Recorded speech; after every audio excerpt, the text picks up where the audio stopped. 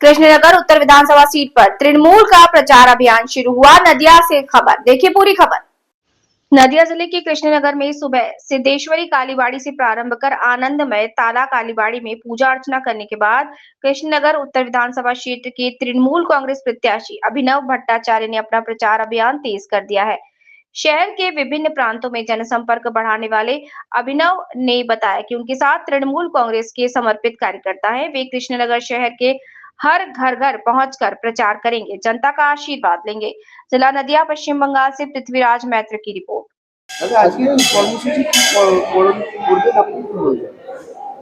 সিদ্ধেশ্বরী বাড়ি থেকে প্রথমে পুজো দিয়ে বেরোবো। এবার এখান থেকে যাবো হচ্ছে আনন্দময়তলা মায়ের কাছে পুজো দিয়ে, তারপর মসজিদে যাব। আরো অন্যান্য বিভিন্ন জায়গায় আমাদের প্রচার পর্ব আছে, সেগুলো সেরে চলবো। মানুষের যেমন সাড়া পাচ্ছে, কৃষ্ণনগর মানুষের বিপুল সাড়া পাচ্ছে। আশা করছি এবছর তৃণমূল কংগ্রেস কৃষ্ণনগর উত্তর বিধানসভা কেন্দ্র থেকে বিপুল ভোটে জয়যুক্ত হবে।